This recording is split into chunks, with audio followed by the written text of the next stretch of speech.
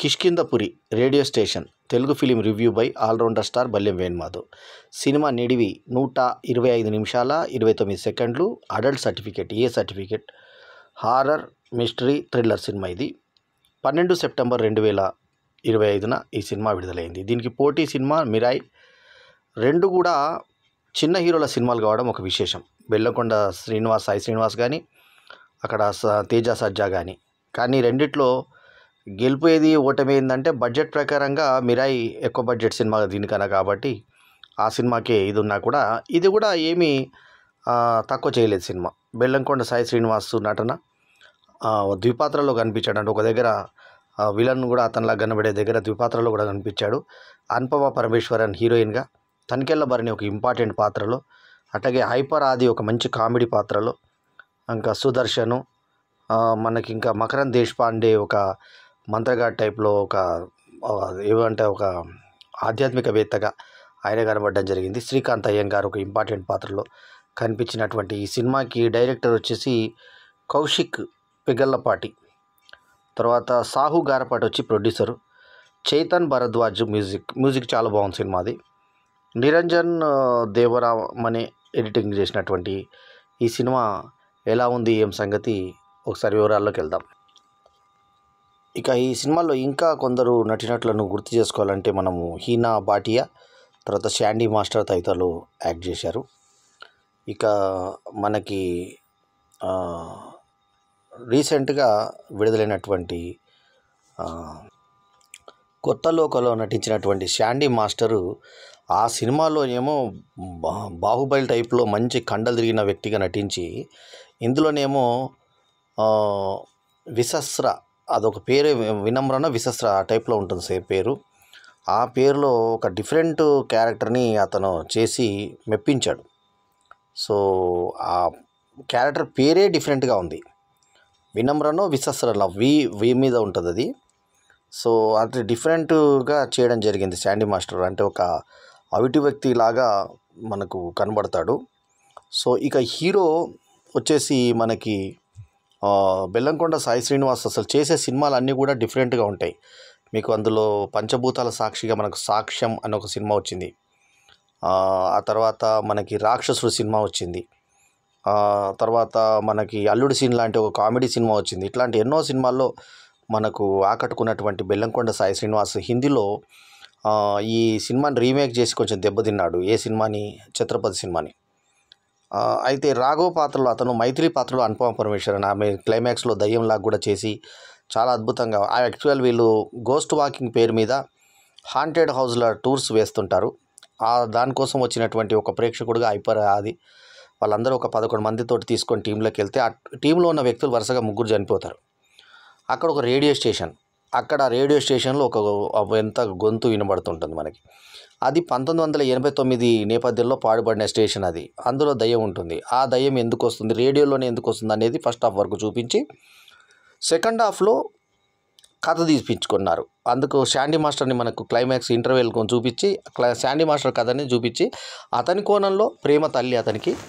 So అతను అవిటివాడుగా పుడితే తండ్రి అసహించుకుంటాడు, ప్రభు తండ్రి. సో మన తెలుగు ప్రభు. సో మొత్తానికి ఏంటంటే ఆ తర్వాత చివరి క్లైమాక్స్లో అతను అద్దంలోంచి వచ్చిన తల్లి దయ్యమా ఇతని దయ్యమా అని ఒక ట్విస్ట్ ఇస్తూ మళ్ళీ సెకండ్ పార్ట్ లీడ్ ఇస్తూ తీసుకొచ్చారు. కాకపోతే సెకండ్ పార్ట్ వస్తుందని చెప్పకుండానే చెప్పారు. శ్రీకాంత్ అయ్యంగార్ నటన బాగుంటుంది సినిమాలో. శాండీ మాస్టర్ అయితే అదరగొట్టేశాడు. మకరంద్ దేశపాండే, హీనా భాటియాతో పాటు మిగతా నటినట్లు కూడా తమ పార్టీ మేరకు నటించారు. ఇక్కడ ఎక్స్పోజింగ్ అనేది లేదు. అడల్ట్ సర్టిఫికేట్ ఉన్నా కూడా ఎక్స్పోజింగ్ అనేది లేదు. అయితే డీ గ్లామర్గా ప్రేమ అక్కడక్కడ అన్ని చుక్కలు పెట్టుకొని చాలా తల్లి పాత్రకు పూర్తి న్యాయం చేసింది. ఇక్కడ తమాషా ఏంటంటే ఈ పోటీ సినిమాలు రెండిట్లో కూడా బెల్లంకొండ సాయి శ్రీనివాసు ఇందులో వచ్చి అద్భుతంగా చేస్తే, మనసు పెట్టి చేస్తే, అక్కడ దీని పోటీ సినిమా అయిన మిరాయిలో తేజ సజ్జా కూడా ప్రాణం పెట్టి చేశాడు. అక్కడ ఒకప్పటి హీరోయిన్ శ్రియా సరన్ అద్భుతమైన పాత్ర పోషణ చేస్తే తల్లి పాత్రలో, ఇక్కడ ఒకప్పటి హీరోయిన్ ప్రేమ కూడా పోటీగా చేసింది. చూడండి, అన్ని 2 సారూప్యాలు కనబడ్డాయి మనకి. అయితే దయ్యాలు ఆత్మకథలు తెలుగు సినిమా కొత్త కాదు, కానీ ఈ ఎలిమెంట్స్ పెట్టడం అంటే హారర్ ఎఫెక్ట్స్ డిఫరెంట్గా ఉన్నా కూడా ఇందులో కథలో ఇంకొంచెం ఏదో ఉండాలనిపించింది. కాకపోతే ప్లస్ పాయింట్ ఏంటంటే ఒక వెరైటీ కాన్సెప్ట్ తీసుకున్నాడు. ఆ రేడియోస్లోంచి ఒక దయ్యం వచ్చింది అనేది కాన్సెప్ట్ డిఫరెంట్గా ఉంది. అయితే అతను చనిపోయిన తర్వాత దయ్యం అయ్యాడు. అతను ఏ రకంగా చనిపోయాడు, ఎలా చనిపోయాడు అంటే ముందు ఒక సింగర్ని ఇచ్చారు. ఆ ఇంటి పేరు ఒకటి డిఫరెంట్గా అక్కడ ఏదైతే అక్కడ ఇల్లు ఉంటుందో ఆ హాంటెడ్ హౌస్కి ఒక వేరే పేరు ఉంటుంది. ఇదేంది నువ్వు ఒక పేరు చెప్పావు, ఇక్కడ వేరే పేరు ఉంది అని చెప్పేసి పంచులు వేయించారు మన ఈయనతో హైపర్ ఆదితోటి.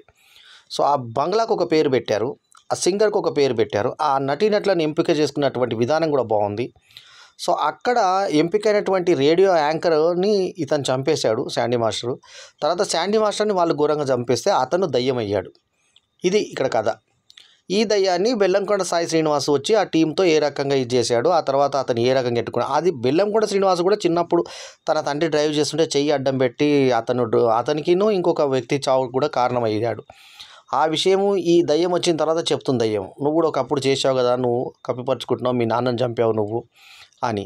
అది చాలా బాగా చూపించారు ఇక్కడ. అనుపమ పరమేశ్వరన్ హాస్పిటల్లో పడ్డప్పుడు ఆమె బెడ్ పైకి లేచేసి ఆమె దయ్యంలాగా ఆమె తయారు కావడం, ఆ తర్వాత ఆమె కాళ్ళు వెనుకకు ముందుకు ఉండడము, ఆ పైన ఎక్కడో బంగ్లా మీద కూర్చున్నట్టు చూపించడము, అతను ఆమె హీరో మీద దాడి చేయడం, ఆ సన్నివేశాలు చాలా బాగా తీశారు.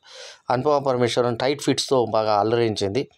ఆమె మంచి ఫిజిక్తో చాలా బాగా కనబడుతుంది. ఒక సన్నివేశంలో ఆమె స్థానానికి చేయి తగులుతా బెల్లంకొండ సాయి శ్రీనివాస్ వెళ్తూ ఉంటాడు, నడుస్తుంటాడు, వాకింగ్లో చూపించారు. లాస్ట్ స్టార్ట్ అది లాస్ట్ క్లైమాక్స్ షాట్లో. అప్పుడు వాళ్ళిద్దరు మాట్లాడుకుంటే ప్రాబ్లం ఇంకా పోయినట్టు అనిపించట్లేదు. మరి అద్దంలోంచి తల్లి వచ్చింది కాబట్టి ఆ తల్లే దయ్యమా అనే ఆమె క్రూరంగా చూపిస్తూ సినిమా ఎండ్ చేశారు ఒక డిఫరెంట్గా. రెగ్యులర్ రొటీన్ సుత్తికొట్టుడు సినిమాలు అన్నీ బోర్ అయిపోయిన తర్వాత కిష్కింధపురి ఈ రేడియో స్టేషన్ అనే ఈ సినిమా కొంచెం డిఫరెంట్గా అనిపిస్తుంది. సో దీనికి మంచి సినిమాటోగ్రఫర్ చిన్మయి సలాస్కర్ బాగా పనిచేశాడు. ఇక డిఫరెంట్గా ఆయన సాయి శ్రీనివాసు నటించినటువంటి హారర్ సినిమాల్లో ఒకప్పుడు రాక్షసుడు కూడా చేసున్నాడు కాబట్టి ఇది ఒక డిఫరెంట్. అంటే ఆ రాక్షసుడేమో క్రైమ్ మిస్టరీ, ఒక మర్డర్ మిస్టరీ కింద ఉంటుంది. ఇది ఒరిజినల్. దీనికి జనరల్ ఇట్లాంటి హారర్ సినిమాల్లో బెల్లంకొండ సాయి శ్రీనివాస్ లాంటి స్థాయి ఉన్న హీరోలు చేయరు, చిన్న చిన్న హీరోలు చేసినా నడుస్తుంది. అయినా కూడా చేయడు. సువర్ణమాయ అనేటువంటి రేడియో స్టేషన్ దాని పేరు. సో అక్కడ ఒక సింగర్ ఫస్ట్ ఒక యాంకర్ని సెలెక్ట్ చేస్తే ఆ యాంకర్ ప్లేస్లో తనెందుకు రాలేదు అని బాధపడతా ఆమెని చంపడానికి ట్రై చేసి ఆమెని ఇది చేసేస్తాడు, కనబడకుండా చేస్తాడు. సో అది డిఫరెంట్గా ఉంది. ఆయనది తనికెళ్ళబాని ఆయన గురువు.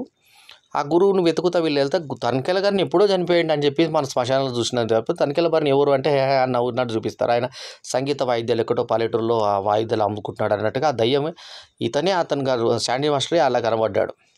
సో ఆ విసవ్వాన ఏదో పాత్ర ఇందాక చెప్పినట్టుగా పేరు డిఫరెంట్గా ఉంటుంది మనకి. సో అట్లా కిష్కింధపురి అనే ఊర్లో ఇవన్నీ జరుగుతున్నాయి అన్నట్టుగా చూపించి ఇది 1989 అప్పుడు జరిగిన కథగా మనకు చెప్పి అప్పటి ట్రెండ్, అప్పటి అగ్గిపుల్ల, అప్పటి గ్యాస్ ఇది అంతా చూపిస్తా ఆ గ్యాస్ సిలిండర్ని బట్టి ఇవి నీ నుంచే వెళ్ళాయి, చెప్పు కరెక్ట్ చెప్పు, ఎక్కడికి వెళ్ళాయి, ఎక్కడ పంపుతున్నారు మీరు అని చెప్పి అక్కడి నుంచి అంతా తీసుకొచ్చినట్టుగా మనకు కథలోకి తీసుకొచ్చారు. సో ఒక డిఫరెంట్ చూసినటువంటి సినిమా ఎక్స్పీరియన్స్ ఇస్తుంది మనకి ఇది. స్టార్టింగ్లో ఆ రేడియో స్టేషన్లో వచ్చేటువంటి వాయిస్ తోటి ఒక బగ్ తోటి వాళ్ళు చనిపోయినట్టుగా చూపించి స్వస్తిక్ని రివర్స్లో చూపించినట్టుగా, స్వస్తిక్ మనకు తెలుసు కదా ఇలా స్వస్తిక్ ఉంటుంది, దాన్ని రివర్స్లో మర్డర్ అయిన దగ్గర రక్తం అలా పేరుకోవడం, అదొక డిఫరెంట్ కాన్సెప్ట్ తీసుకున్నారు. సో ఈ మర్డర్ మిస్టరీకి వీళ్ళు తీసుకెళ్ళినటువంటి ఏదైతే హాంటింగ్ హౌస్కి మనం తీసుకెళ్ళిన వ్యక్తులలోనే వరుసగా చనిపోతున్నారు. సో ఈ వరుసలో ఈ క్రమంలో చనిపోతున్నారని ఒక చిన్న పాపను రక్షించడానికి చూస్తే ఆ పైన నుంచి ఆ కిందికి ఎక్కడ ఏదో ఉంది అని చెప్పేసి చూపించడం, ఆ పాపను రక్షించే క్రమంలో ఒక లైట్కి అది భయపడుతుందని చెప్పి గమనించడం, ఆ తర్వాత ఇతను ఫ్లాష్ బ్యాక్ చెప్పినప్పుడు అతనికి ఒక అద్దం దొరికింది, ఆ అద్దంలో తల్లి ఉంది, యాక్చువల్లీ తల్లి ఇతన్ని చాలా ప్రేమగా చూస్తుందని చెప్పిన తర్వాత మనకు షాక్ ఏమిస్తారంటే అసలు తల్లి లేదా అందరూ చనిపోయింది, తల్లి ఆమె గర్భంలోనే చనిపోయిందని. ఇతను పుట్టినప్పుడు బాబుని చూపించినప్పుడు ఆ బాబుని నగ్నంగా చూపించారు, పూర్తి నగ్నంగా, అంటే చుల్లికాయ చూపించారు చిన్న పిల్లంది. అది చూపించి పిల్లాడు పుట్టాడు, వాడు వాడుగా పుట్టాడు కాబట్టి తల్లి అసహించుకుంది, ఆ తండ్రి అసహించుకున్నాడు అని చూపించారు. అంటే తల్లి చనిపోయింది, అసలు తల్లి లేదు, లేని తల్లిని ఊహించుకున్నాడు, అద్దంలోంచి వస్తుంది పోతుంది ఆమె. సో ఆ అద్దం ముక్కలు చేసినందుకు వీళ్ళ మీద పగబట్టాడు అన్నది కాన్సెప్ట్. సో ఆ ప్రకారంగా ఒక డిఫరెంట్ ఇది తీసుకున్నాడు. దానికి శాండీ మాస్టర్ లాంటి ఒక మంచి నటుడు దొరికాడు, మలయాళం నటుడు. అతను కొత్తలోక చాప్టర్ 1 చంద్ర సినిమాతో ఒక ఊపాడు. కొత్తలోక చంద్ర చాప్టర్ 1 సో చాప్టర్ 1 చంద్ర. ఆ సినిమాలో విలన్గా కనిపించిన శాండీ మాస్టర్ ఇందులో అంటే ఏ నటుడు ఏ పాత్ర అయినా పరకాయ ప్రవేశం చేస్తాడు అనడానికి ఉదాహరణగా నిలిచాడు అతని నటనను చూపించి. మనకి పచ్చడి ప్రాణం సినిమా చూసినప్పుడు రఘువరను నిజంగా కొండుతాడేమో అనుకున్నాను ఆ సినిమా క్యారెక్టర్ చూసిన తర్వాత. మళ్ళీ అతను నడవడం చూడడం కోసం న్యాయానికి సంఖ్యలు న్యాయానికి శిక్ష అన్న అప్పట్లో ఆ సినిమాలు వస్తే ఆ సినిమాలకి వెళ్ళి చూశాను ఆయన నిజంగా నడుస్తాడా అని అన్నట్టుగా. అంత పాముల వేయడం వ్యక్తిగా చిరంజీవి ఒకప్పుడు పున్నమి నాగ సినిమాలో చూసినప్పుడు పాములైననేమో నిజంగా అనుకున్నా. అంత పాత్రలోకి వెళ్ళిపోతారు వాళ్ళు.